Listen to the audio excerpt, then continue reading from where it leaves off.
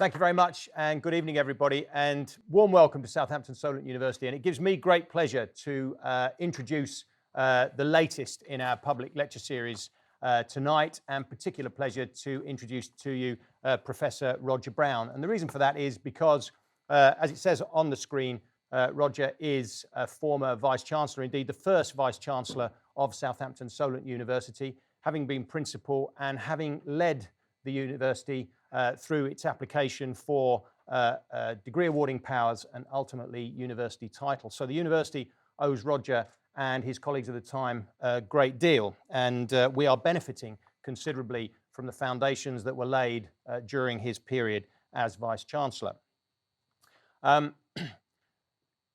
We stand for social justice. We're a university which is absolutely committed to giving people an opportunity, all those people who can benefit from a university education, the opportunity to get one, and to ensure that they go on to obtain jobs and enhance their career prospects.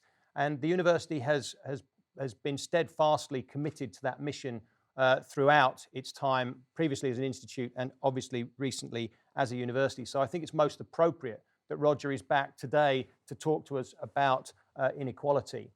I had the pleasure last week of attending a dinner hosted by The Guardian for Vice-Chancellors, where the economics editor spoke to us about some of the challenges that we faced in the future. And he was asked the question, what were the three most important things that he felt needed to be resolved for us to have a successful future? And without a doubt, he said, number one, we have to deal with rising inequality, and that is making a real challenge for us in terms of society, in terms of our economy, and the future will not be improved unless we can deal with that. So very, very much looking forward to hearing from Roger today with regard to that topic. And Roger is ideally placed to talk to us about it, as well as having been the previous Vice-Chancellor of the university. Roger is Emeritus Professor of Higher Education Policy at Liverpool Hope University, and that's where I started my academic career. So again, a great pleasure to be able to welcome Roger. And indeed, I had very much heard of Roger before I met him through his considerable writing. He's authored a huge amount of material, some of which we still receive, and I'm sure that many people in the audience here still receive much communication from Roger, but it's always well thought through and incredibly useful. Previously, he was also Chief Executive of the Higher Education Quality Council, Chief Executive of the Committee of Directors of Polytechnics, and Secretary of the Polytechnics and Colleges Funding Council. Before that, he was a senior civil servant at the Department of Trade and Industry and an administrator within the Inner London Education Authority. And all of that has given phenomenal insight into government, development of policy, and obviously, again, helps in terms of being able to comment on this very challenging topic. Roger's written 4 books, many articles, far too many to mention, and he lectures all over on different aspects of higher education. He's moved on. He's also been visiting professor or equivalent at 10 universities. He's chair of Barton Peveril Sixth Form College, so still making a significant contribution to education locally. He was elected a life vice president of the Society for Research in Higher Education in 2007, an honorary fellow of the Association of University Administrators in 2010. He has honorary degrees from here, from the University of Southampton, from Liverpool Hope University and the University of West of London. And he received phenomenal accolade of Times Higher Education Lifetime Achievement Award in 2013. So he's genuinely an international authority on higher education. So it gives me great pleasure to introduce to you tonight Professor Roger Brown. Thank you.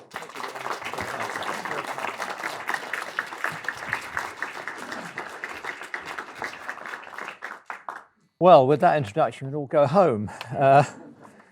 Thank you very much for those very, very kind remarks, Graham. Can I just check that everybody's got the brochure? Yeah, because I shall be referring to that as I go. I'm really grateful to Solent for giving me the opportunity to talk to you this evening. And I'd like to take this opportunity a bit cheekily to express my particular appreciation for the library service and my good friend Sarah Belkacem, who's here in the audience somewhere, who keeps me supplied with books and articles on a regular basis. Can I also thank the marketing team, particularly Demeltzer Dancy, for organising this event, and also can I thank the Vice-Chancellor for his, not only for his kind words, but for his courtesy in inviting me to speak to you this evening. It's very good to be here. It's interesting that I assume it was Larry Elliott who Graham was referred to, the Economic Guardian's economics editor. If you turn to the brochure, you'll see on the inside of the front page a quote from what I still think is one of the best descriptions of the importance of inequality as an issue, which comes from the Organisation for Economic Cooperation and Development.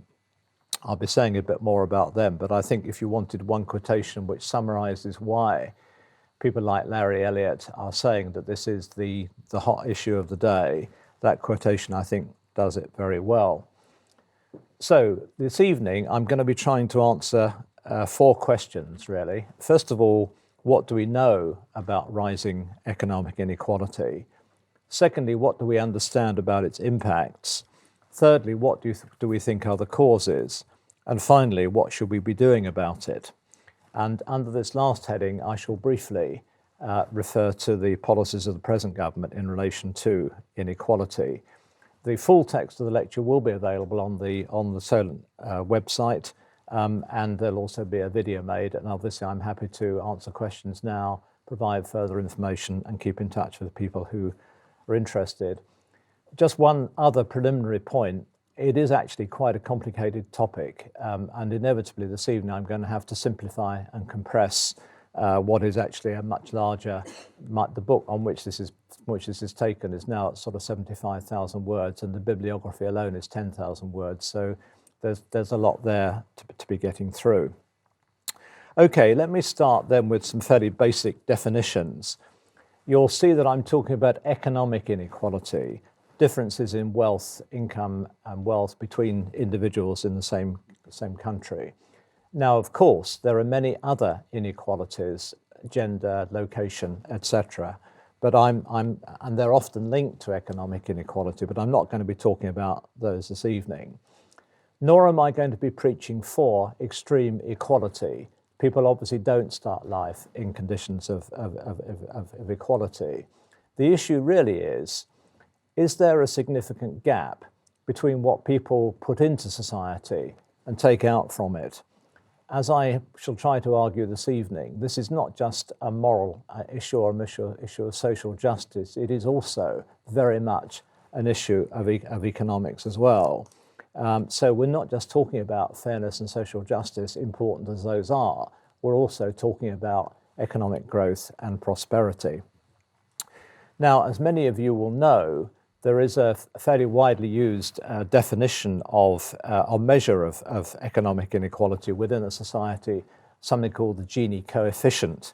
And in the brochure, you'll see that there's a little chart there taken from the OECD, which shows variations in countries' economic inequality. The theory is that if all of the income in a society went to a single person, then that country would score 1. And if everybody got exactly the same, the Gini figure would be 0. So the higher the Gini figure, the more unequal the society, and vice versa. And if your eyesight is just good enough, it's a pity we didn't supply a magnifying glass actually with the brochure. You'll be able to see that there are some fairly familiar countries to the right of that graph, and the UK is in fact fairly high up. And the graph, if you can read it, does show changes in the value of the various OECD countries' Gini coefficients between the mid-80s and the 2000s, and you'll see that the values vary very considerably. And you'll also see that the extent to which inequality is increased in those countries also varies considerably. Now, there's been a lot of attention in the media recently to top incomes, and that is a particular phenomenon within the rise in inequality. And so in figures 2A and 2B, which are also in your brochure, that shows the proportions of income taken by the top 1% and the top 0.1%. And I think you'll agree that there's a pretty clear trend there and that those are fairly striking figures. So that, for example, in America, by 2012, latest year for which we have figures, the top 1% had 18.88% of the society's income. And the top 0.1% had just over 8%. So you'll see there's been the clear rise in top incomes. There are other ways of measuring inequality, and the other one I've picked is what's called the functional distribution of income. In other words, the shares of national income that are taken respectively by wages and profits. And table 3, which I have from my friend Peter Bennett in the City, shows how the shares of wages and profits in American corporate value added have changed since 1970. And you'll see that over that period, there's been a big shift away from labour income towards profits, corporate profits. This is one of those charts, I think, that really kind of speaks for itself. So I think, to sum up then, there's a generally agreed measure of economic inequality within societies, the Gini coefficient. It's clearly risen in most OECD countries over that period. There's been a particular increase in the shares of the top incomes, but there's also been a levelling off of people in the bottom 40% of the income distribution. I think those facts are fairly readily accepted.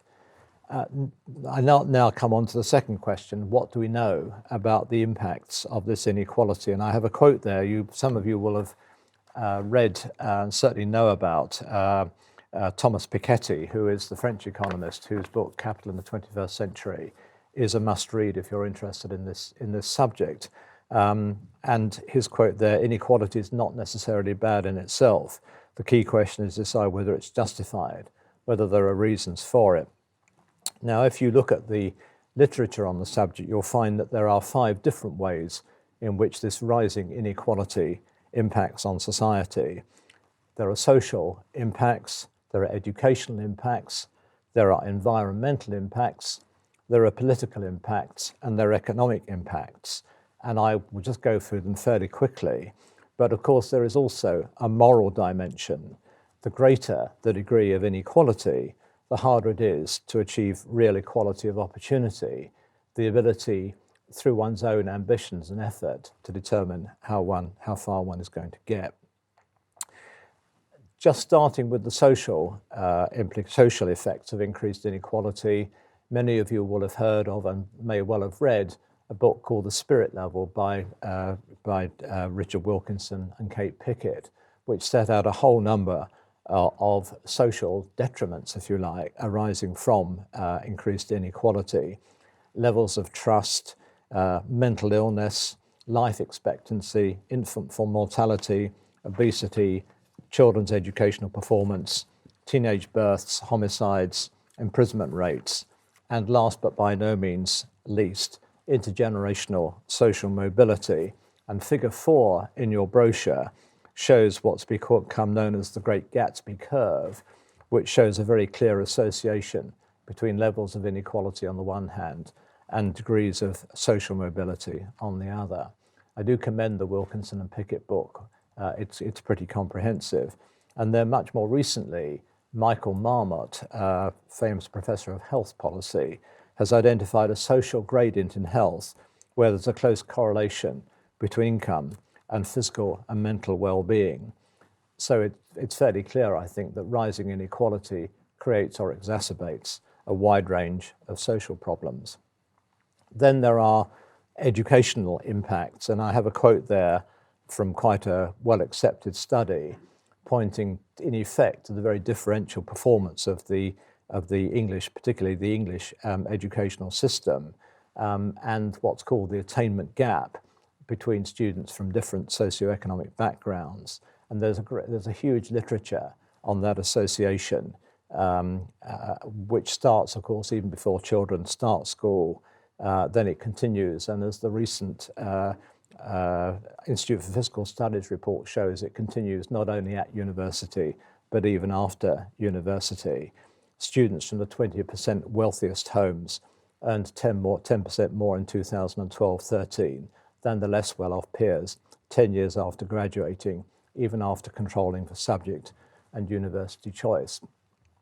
I won't say much about the impact on environmental sustainability, but clearly increased consumption is a threat to the future of the planet, and there's no doubt inequality does stimulate consumption. There is then there is then damage to politics, and I have a quote here from the Prime Minister when he was in his, I don't quite know what the phrase is, when he's a more socially liberal phrase, if you like. It's the next big scandal waiting to happen. It's an issue that passes crosses party lines and has tainted our politics for too long, an issue that exposes the far too cosy relationship between politics, government, business and money. And there's a big literature, particularly in America, about the way in which, as you'll have seen no doubt from following the Trump exercise, where money is really ruling the roost in American democracy. And indeed, Steve Hilton, who is David Cameron's former political advisor, issued similar warnings about party funding in Britain. I shall come back to that.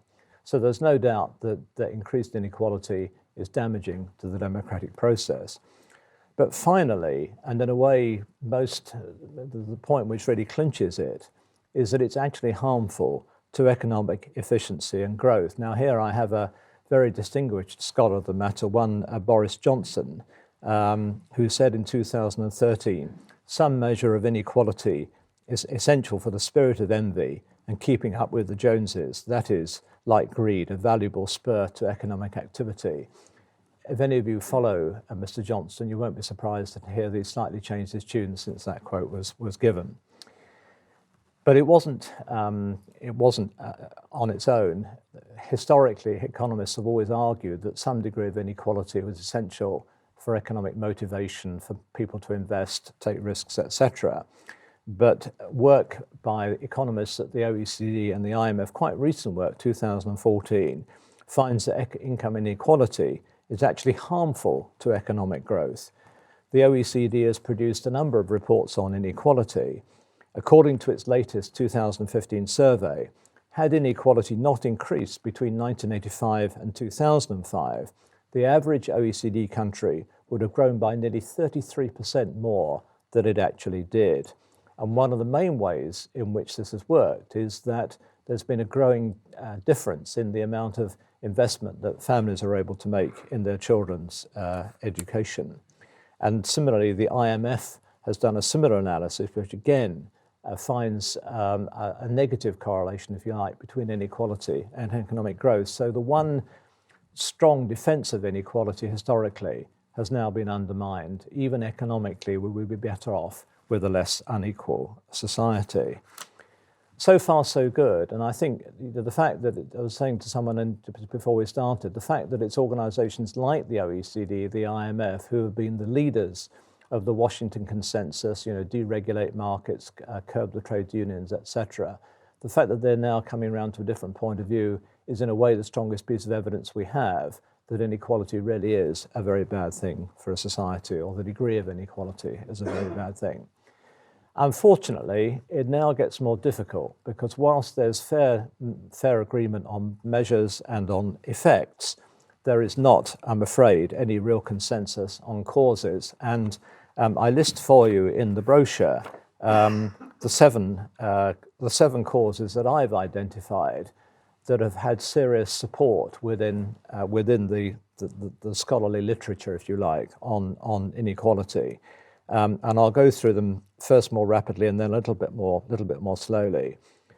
The first one is globalization, the removal of barriers to the free movement of goods, services, labour and capital. The second one is what is known in the jargon as skill-biased technological change, computerization to people like you and me. The third is the rise of what are called winner-take-all markets, where small differences in performance translate into large differences in economic reward. There is then what one might call the traditional Marxist view, which is that inequality is an inherent property of capitalism and its relentless drive to extend production and cut costs, something which is only kept in check when capital is destroyed by things like war. And as you'll see in a moment, Piketty's is a version of that. Number 5, inequality is a result of the neoliberal policies of privatization, deregulation, etc., pursued particularly in the larger Anglophone countries since the early 1980s and previously espoused by bodies like the OECD and the IMF. Number 6 holds that increased inequality is the result of the increased financialization of our economies. The financial sector, the city in England, has become too powerful. And finally, there is an argument that it's due to changes in macroeconomic policy and international economic governance. Now, I'm not going to go through these in detail, but I will just pick out with each of them 1 or 2 key points. Starting then with globalization, Richard Freeman, very famous American economist, noted that the global labor pool had more or less doubled in the early 1990s after the fall of communism, China's move towards market capitalism, and India's decision to undertake market reforms and enter the global trading system. However, the world's capital stock didn't increase to the same extent, so that the ratio of capital to labour fell, and shifting the global balance of power towards capital and away from labour. In a further paper, he emphasised that it wasn't just about physical trade, it also covered things like knowledge, of course, and other matters. And again, you'll see in the brochure, quote, inequality measured in relative terms decreased due to the improved economic performance for developing countries, notably India and China. So inequality between countries has reduced as a result of globalization, but inequality within countries has increased. The second theory, skill-biased technological change, a book by 2 characters called Brynjolfsson and McAfee, 2014. Computers and other digital machines advances are doing for mental power, the ability to use our brains to understand and shape our environments, what the steam engine and its descendants did for muscle power. And you'll be familiar, I'm sure, with the argument that as a result of computerization, there is less need for middle-level jobs. There's been a hollowing out of the labour market. You should either have a PhD or you're otherwise going to be a barista. And that is quite a powerful theory. The third theory, winner-take-all markets, the argument here is that on the one hand, there are differences in performance in particular areas, but because of the information revolution, we all know who the best performer in a particular market actually is, and nobody wants to buy the products or services of the number 2 in that particular market. This was previously found in areas like entertainment and sport, and it's now a wider phenomenon. And the main causes are the expansion and intensification of competition through things like globalization, and secondly, the information revolution that enables us to collect, process and transmit information, including information about performance, far more than previously. And higher education is actually a very good example of such a winner-take-all kind of market. The financial and status rewards for the universities at the top of the various league tables are quite disproportionate to their actual achievement, and I'm afraid current government policies will make that even worse. Number 4 is the nature of capitalism, and I mentioned Thomas Piketty, and I do commend the book. What Piketty argues is that we've underestimated the importance of capital and wealth in economic inequality, and his theory is quite straightforward. It is simply that the return on capital usually exceeds the growth rate of the economy. So in normal times, the wealthy simply get wealthier because of the ownership of capital that they have, which of course is always less widely distributed than labour income. And what Piketty talks about, the patrimonial middle class, began to share some of the rewards of capital. But as he says, the entrepreneur inevitably tends to become a rentier, more and more dominant over those who own nothing but their labour. Once constituted, capital reproduces itself faster than output increases. The past devours the future. And the only time historically when this wasn't the case was between effectively the First World War and about 1950, when capital was literally destroyed through the world wars, and when there was also more regulation of capital and also a large number of bankruptcies in America. So that's Piketty. And then the neoliberal reforms, and I have a quote here from Mrs. Thatcher. Every family should have the right to spend their money after tax as they wish, and not as the government dictates. Let us extend choice, extend the will to choose and the chance to choose. You'll be very familiar, I needn't labour the effect of policies of, on the one hand, reducing tax rates, cutting the unions down to size, deregulation, etc., which have tended to obviously support parts of society rather than other parts. And we've also seen a shift in macroeconomic policy with a higher priority being given to curbing inflation and a lower priority being given to boosting employment. There was a fundamental shift in macroeconomic policy, and the outcomes have been higher unemployment, a shift from manufacturing to finance, and of course, as we've seen, a shift away from labour. The irony, which I won't go on too much about, is that although these policies, these neoliberal policies were justified on economic grounds, there are several studies that actually show the performance of the British economy has actually been weaker since those reforms were introduced than earlier. The references are in my paper. And then financialisation. I hope John will forgive me, but I have a quote from Gordon Brown as Chancellor of the Exchequer, speaking at the opening of the new European headquarters of Lehman Brothers in 2007. Lehman Brothers, of course, went bust a year or so later. I congratulate you on these remarkable achievements, an era that history will record as the beginning of a new golden age for the City of London. I believe it will be said of this age, the first decades of the 21st century, that out of the greatest restructuring of the global economy, perhaps even greater than the Industrial Revolution, a new world order was created. Well, it was, and it took the form of bank nationalisation. So I think there's not much one could say about that. But the fact is that the financial sector has become enormously more important, as we know, and it's contributed to rising inequality in various ways, in particular by being heavily responsible for the huge increases in income and wealth at the top of the income distribution. And this in turn reflects not only the growing scale of finance, but also what economists call monopoly rents, the fact that banks operate with an explicit or implicit state guarantee, not only for the depositors who might be felt to merit such a guarantee, but the shareholders who arguably do not.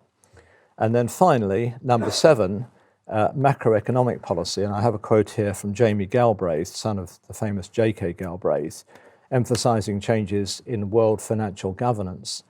Up until 1973, the world lived under the globally stabilising financial order of the Bretton Woods system, created in 1944 to provide a framework within which countries could pursue reconstruction and development with short-term financial assistance from the IMF and long-term development aid from the World Bank. Capital movements between countries were generally controlled, and international commercial banking played a minor role in global finance. This system began to break down when Richard Nixon ceased to exchange dollars for gold in central bank settlements in 1971, and it fell apart altogether in 1973. And I think it's not a coincidence that as a result of continually rising inequality, there are now pressures to reintroduce some kind of Bretton Woods system. So by now, your brains, if not mine, are probably hurting. On the basis of my reading of all these is that there is obviously no single cause. It's clear that globalization and computerization have played a part. But in my view, the key to the problem of rising inequality in the West lies in the nexus between capitalism, neoliberalism, and financialization, with the market-based approaches that have been adopted in many Western countries since the 1980s, uncovering possibly inherent concentrationist tendencies within capitalism and giving a stimulus to financialization and winner-take-all markets. It's this interrelationship that links the two main elements of inequality, the rising share of the very top incomes and the weakening of the bottom 40%. And I would further argue that the deflationary, growth-reducing macroeconomic policies associated with these reforms may well have reinforced these effects, as may an associated concentration of political power in the hands of the wealthy, at least in the US and to a lesser extent so far in Britain. I'm sure, I hope I'm not the only person here this evening who found much irony in the fact that the Koch brothers, who funded the Tea Party, are now spending billions to try to prevent Donald Trump getting the Republican nomination. Now, my main reason for reaching that conclusion is that, of course, all the Western countries have faced similar challenges from globalization, computerization, etc. But it's the economies where the neoliberal reforms have gone furthest, Britain, America, Australia, that have the highest levels of inequality, at least amongst the more prosperous states. And my further piece of evidence is what's been happening in the Nordic countries. If you refer again to the table earlier on, you'll see that although the Nordic countries generally still have relatively low levels of inequality, Finland and Sweden in particular have seen quite dramatic rises. And that's very largely due to the neoliberal reforms introduced in those countries in the late 90s, early 2000s, such as a dual tax system where capital income is taxed more lightly than labour income, as well as cutbacks in social security and a less aggressive approach to redistribution. And it's interesting, by the way, that these two countries have both now begun to slip down the league tables formed by the OECD's PISA program. So that's where I put my money at the moment. It's this connection of things together. And it's also, very importantly, about the political choices made by societies at particular points of time. So on the basis of that analysis, what should we do about rising inequality? Well, again, because of time and the complexity of some of the issues, I can only really outline my reform program, if you like. It has a number of elements to it. First of all, I think that more information and greater transparency would help a great deal and prompt a better informed discussion. Some years ago, the then Labour government introduced a target for child poverty, reducing child poverty, which was incorporated into legislation. And I think there should be something similar for inequality, and the government should report annually to Parliament on the progress made using the Gini coefficient or something of that kind. Secondly, and this of course has been a big feature in the media recently, reducing tax avoidance and rent seeking would lower inequality, because almost by definition it's mainly the wealthy and the better off who benefit from these activities, as we've seen in the Panama leaks revelations. This would also increase the resources available for the social expenditure that's needed to reduce or limit inequality. Thirdly, all exemptions and tax reliefs that disproportionately favour the better off, such as the higher rates of tax relief on pension contributions for higher rate taxpayers, should be withdrawn. Increasing marginal income tax rates and introducing heavier taxes on wealth, preferably through a recurrent tax on increases in the value of immovable property, would also have a positive effect on inequality. In the meantime, rates on capital gains should be brought into line with, i.e. raised, to the same level as personal income tax. We should also lower the proportion of tax income from indirect taxes. It's mainly because of these that the share of total income taken by taxes is actually higher for the poorest 10% of the population than it is for the richest 10%. And I think we could do all of that without any serious damage to economic growth, motivation, or innovation. Fourthly, a basic fixed minimum income would reduce inequality and poverty, but it should be linked to a contribution in society in some way, thus helping with social cohesion. 6, we need a stronger state role in monitoring and regulating product and service markets, getting a better balance between capital and labour factors, which again, as I say, would assist with equality. But we also have to act internationally to balance up the interests of debtor and creditor nations. Number 7, reforms to corporate governance and behaviour and incentives to align executives' decisions and remuneration with companies' long-term interests will reduce inequality towards the top of the income distribution, though we also need, in my view, much tighter regulation of the financial markets if those are to be successful. It's hardly an accident that the biggest group within those top incomes I mentioned earlier are company directors, and it's surely a sign of the times when the Institute of Directors, of all people, criticises the pay awards being given to the CEO of BP.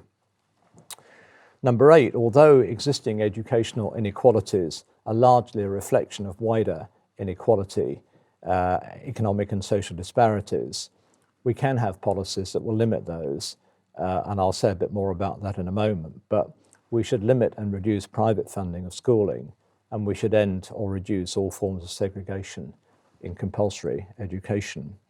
Number 9, adopting macroeconomic policies that focus on wage growth and employment quality, as well as investment and productivity, rather than inflation and the public share in GDP, will actually produce sustainable economic growth, as well as reducing the relative importance of capital.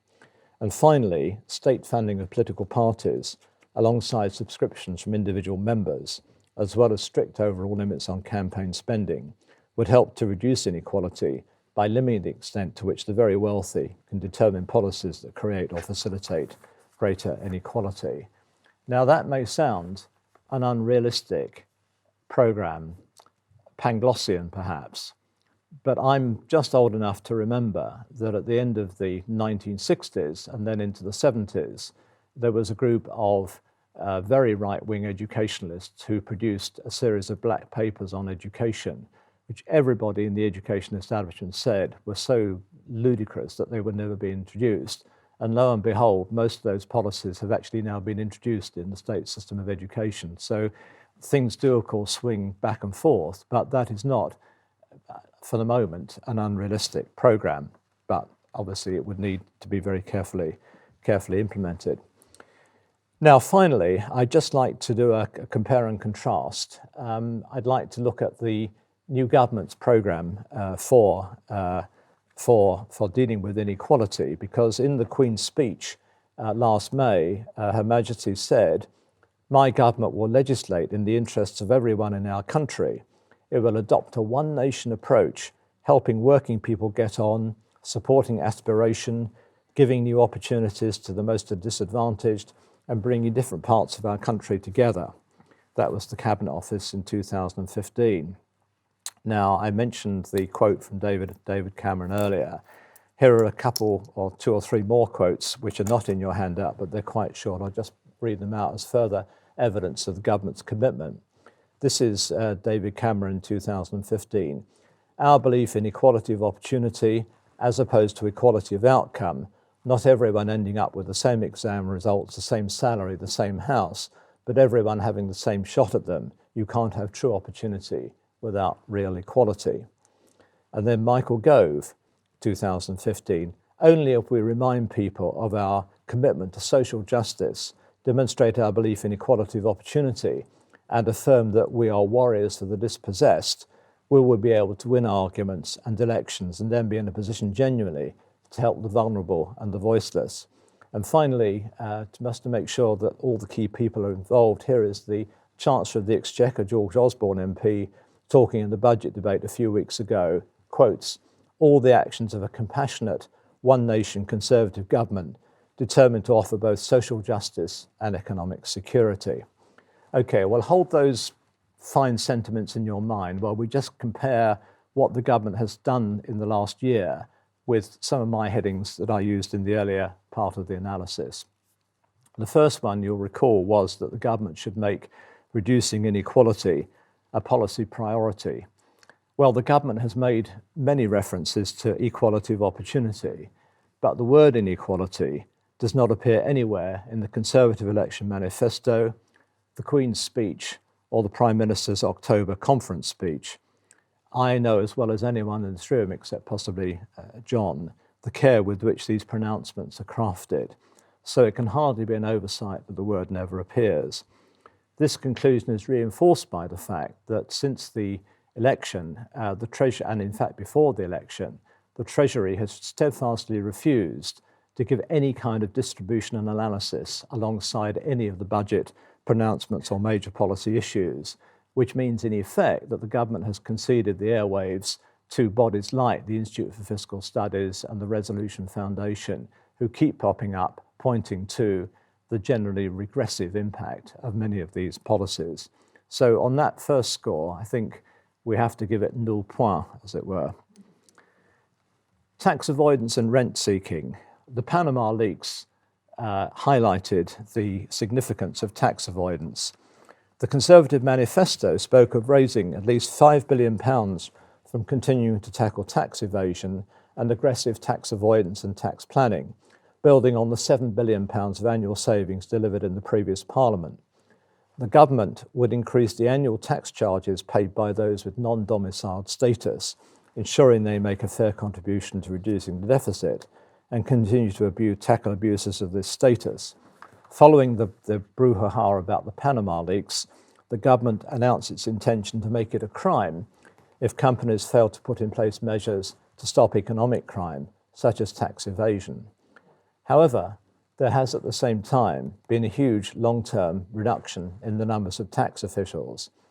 It's hardly reassuring that the recently appointed chair of Her Majesty's Revenue and Customs is a former partner of one of the firms of lawyers who included the Prime Minister's father amongst its clients, and who is on record as saying in 1999 that taxation was, quote, legalised extortion. And this is the man in charge of HMRC. You could not make it up unless you were in for the Booker Prize. There's been very little progress on rent seeking, and the Chancellor in his most recent budget announced his intention to further reduce the rate of corporation tax, which is already one of the lowest anywhere in the world and the lowest in the G20. So maybe, 1 out of 5, perhaps. Then tax rates. It's absolutely clear that there is a link, a very clear link, between the reduction in tax rates over the Western world in the last 20 to 30 years and rising rates of inequality. In fact, although there were obviously Treasury-based leaks in the run-up to the budget, in the end the Chancellor decided not to reduce the rates of tax relief for pension contributions for higher rate taxpayers, so that the higher rate tax you pay, the bigger proportion of relief you get. But he did raise the threshold at which higher rates of income tax will be paid. He did increase the personal tax allowance before tax is paid, and he did reduce the rates of capital gains tax. All of these changes will benefit the better off at a time when reducing the public deficit is said to be the government's utmost economic priority. So I think 0 out of 5 there. Minimum income. The Chancellor has indeed increased the minimum wage to £7.20 from this month, or from April, which will reach 60% of median income by 2020. Of course, these increases only apply to workers of 25 years and older. The increased levels are still well below the existing living wages, and above all, the benefits to the low paid are more than offset by the continuing cuts in the welfare budget, as various independent commentaries have pointed out. So maybe 2 out of 5 there. Labour market reforms. Historically, the trades unions have been one of the main factors in dampening down inequality. Yet trade union membership has fallen by about 50% since the early 1980s, at least in part because of more restrictive legislation. The government's new legislation will require 50% of union members to turn out to vote in a vote for strike action. And for essential public service workers, the strike will also have to have the support of 40% of workers eligible to vote. Unions will not be permitted to conduct electronic ballots. The period of notice for a strike to be given to an employer is to be increased, etc., etc. But there are no parallel proposals to constrain the ability of companies to withdraw or transfer capital, whatever the likely impact on employees, economic partners, or local communities, as has been made very clear in the discussions following Tata Steel's announcement of its intention to sell the Port Talbot Steelworks. So I think 0 out of 5 probably there. Market regulation and corporate governance. Another issue thrown up by Tata Steel's announcement was the absence of any kind of industrial strategy or even the kinds of long-term support characteristic of most other advanced Western economies. Even where the government does accept that it has a role to regulate, there has been some rowing back. And the most serious case here is the financial markets, where a number of the safeguards that were introduced or intended to be introduced after the 2008 financial crisis have been diluted. Education. The government's recent announcement of its intention to compel all schools to become academies by 2022 will reinforce the socio-economic segregation that is the single most damaging feature of our education system. In the meantime, the financial situation facing the schools is bleak, with schools facing deficits averaging £500,000 each. This is the result of frozen funding per pupil as well as pay increases. At the same time, the independent schools continue to benefit from various subsidies from the taxpayer that enable to keep their fees lower than they would otherwise be. It is in fact quite extraordinary that through these various subsidies, the average taxpayer helps wealthier households to put their children at an even greater advantage than would already be the case. Finally, the government has undertaken to increase the amount of free childcare for working parents with children from the present 15 hours a week to 30, but a number of people have pointed out that without the resources to actually achieve that, it's unlikely to happen. So perhaps half or 1 out of 5. Macroeconomic policy. We noted previously the link between deflationary economic policies and rising inequality. And I think that's fairly well established. The fact is the government has continued with those same deflationary economic policies, loose monetary policies, tight fiscal ones, which are precisely the policies that have now led to the absence of demand, secular stagnation, that is the root cause of the failure of our economy actually to recover to a respectable level. And the lack of international action hasn't helped either. So I'm afraid really 0 out of 5 for that. And then finally, the funding of political parties. The government's trades union legislation will force new union members to opt in to pay a political levy. This means that the previous bipartisan approach to party funding has effectively been shelved. More importantly, it means that the Conservative Party can continue to be funded by wealthy donors, whilst an important part of Labour's funding base is being removed. And of course, the opposition parties generally will be weakened by the government's decision to reduce the money currently given to support them, so-called short money. Finally, the government-led changes in the arrangements for voter registration may mean fewer younger people voting, with again unhelpful implications for intergenerational mobility. So what is my general conclusion on the new government's policies as they affect inequality? There are some positives: a tougher approach to tax avoidance, the increase in the minimum wage, the proposals on childcare. But overall, it seems clear that the upward distribution of income and wealth that has characterised Britain since the late 70s, early 80s will continue and may even be reinforced, and that our overall economic performance will continue to be sluggish. I hope I'm not being thought to be unduly political when I say that in view of the analysis I've tried to present this evening, one has to take the rhetoric about a one-nation government with a very considerable pinch of salt. So, my overall conclusion, I think I've more or less kept the time, Graham, I hope so anyway. Let me just round off with 5 summatory propositions, if you like. First of all, there has been a considerable increase in economic inequality in Britain since the late 1970s, early 1980s. Secondly, this increase is mainly associated with the policies of deregulation, privatisation, reduction of taxation and labour market reform, which had been pursued to a greater or lesser extent by every administration over that period, up to and including the present government. Thirdly, such inequality has damaged British society without any compensating improvements in economic efficiency or growth. Fourthly, it will continue to grow unless a major programme of reform across a wide range of areas is put in place. 5, whilst the media attention given to the Panama leaks, Tatar Steel, and Sir Philip Green's custodianship of BHS show that there is increasing awareness of some of the detriments of inequality, I see little evidence that anyone in a position of actual or potential power is really prepared to undertake the reforms that are needed if we are really to halt and reverse rising inequality. Now I hope you'll tell me what I've got wrong, and in the meantime, thank you very much for listening to me.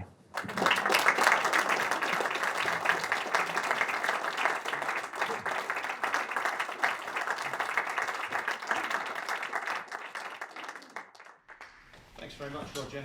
Very, very interesting presentation. You did Very well, keep the time, so thank you very much for that. So we've got about 15 minutes now for questions, comments. I think we've got some roving mics, but if anybody's got a question, please identify yourself and we'll go from there. Yeah, thank you. Yeah. Hi, my name's Penny Melville Brown. Roger, gave us some really fascinating insights, and thank you for that. I wonder if you could, you talked about all those organisational, developmental, policy levers that are creating economic inequality. I wonder if you could talk a little bit more about the human factor, where I'm thinking about greed, thirst for power, lack of morals, lack of interest in social equality, and how that plays into this. Because I think the human aspect is probably the driver behind some of the levers that you've been discussing. Thank you. That's an excellent question and an excellent point. That area of the literature is not as well developed as you might hope and suppose. The Wilkinson and Pickett stuff does talk about social cohesion and trust.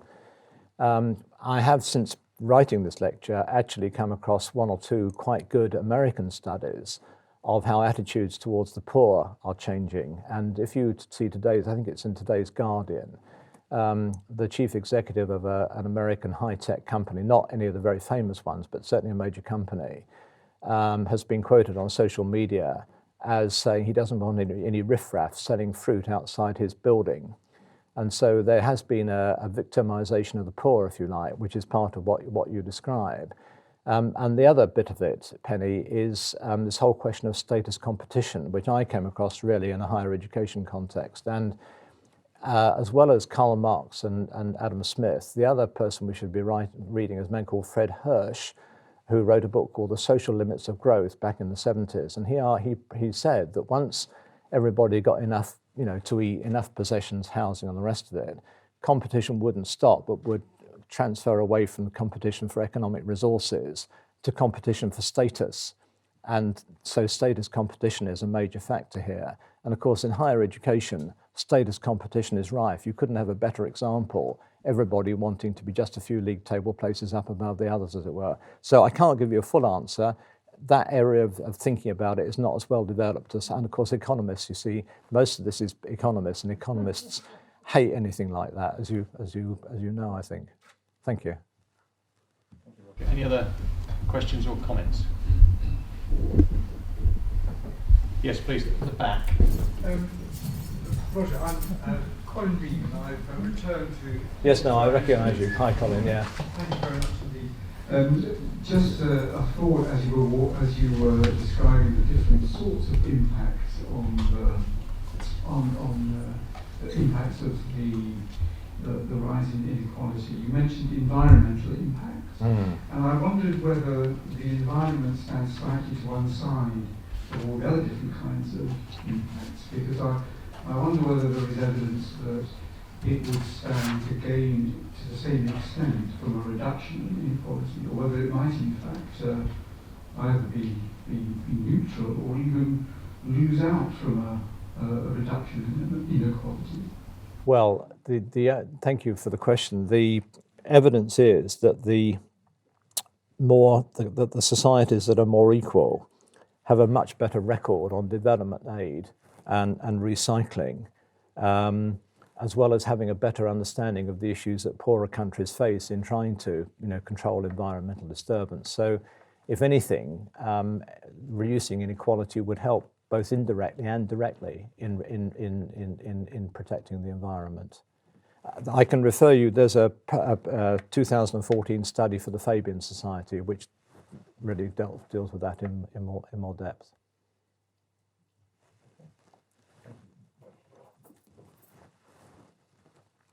Roger, thank you very, very much for that tremendous talk.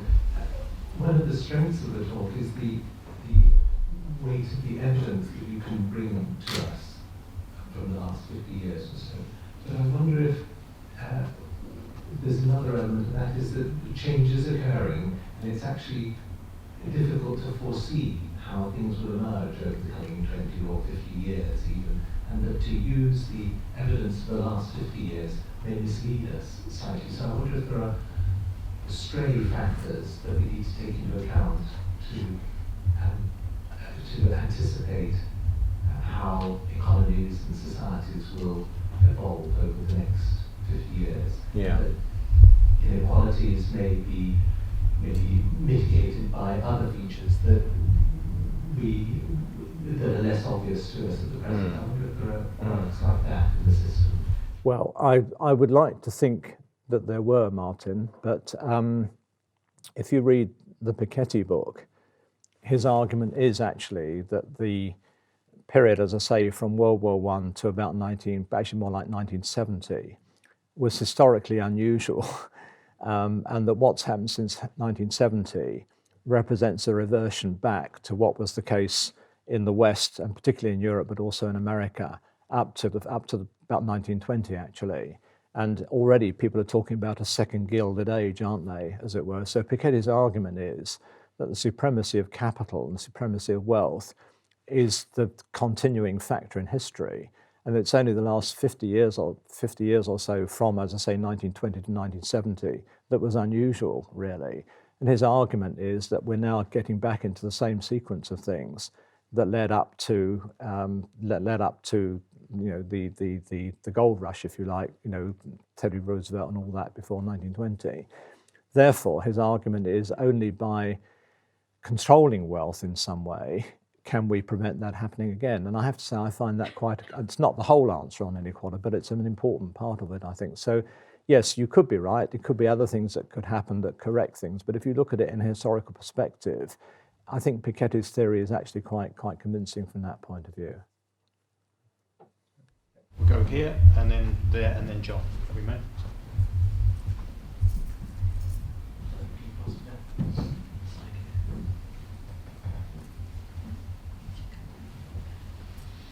It's coming. We're getting there. There we go. Oh, thank you. Stephen Gordon. Roger, I was interested to know your views about the political situation and why you might think that there hasn't been really a sufficiently robust argument around, from the left perhaps, in favour of equality.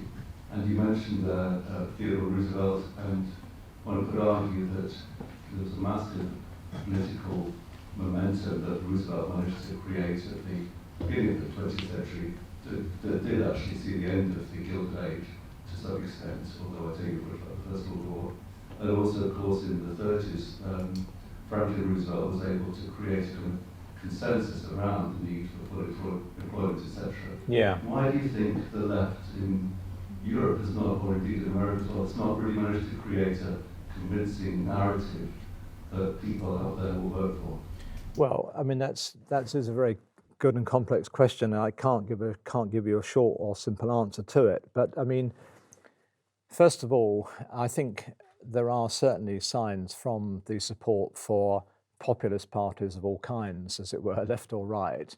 Bernie Sanders in America, obviously, the support for Jeremy Corbyn. So certainly there is some support for a more radical approach.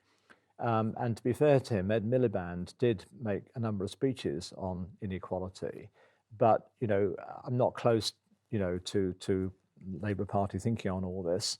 But the fact is, I haven't yet seen anyone who's really prepared to join all these things together or see how you've got to take action really on all of them, actually, in order to start to change things, as it were. And that's what's really kind of needed. Now, the danger is that these populist movements will fall into the hands of demagogues. Oswald Mosley, Hitler, I needn't go on, So I think there is a basis for it there, but there's also got to be solid policy work, as it were, to find some practical programs to deal with that. The other answer, I'm sorry, it sounds a bit of a cliche, but, in America, the political process is dominated by big companies, by corporations. The political process here is increasingly going to be dominated by the wealthy. They don't have any great interest in having these things exposed. I mean, the irony of the Tea Party being funded by the Koch brothers, it surely speaks for itself, really.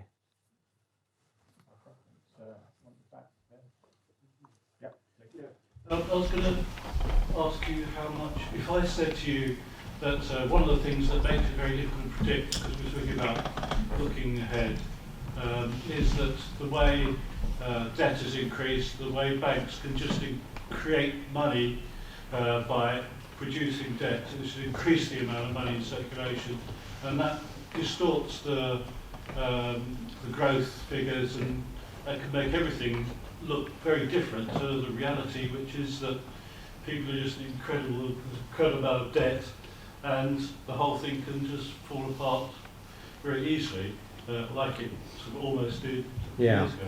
Well, thank you. I mean, I wasn't able to go into this in the lecture, but there's some very, very convincing argument by people like Joseph Stiglitz that the increase in debt is a direct consequence of inequality.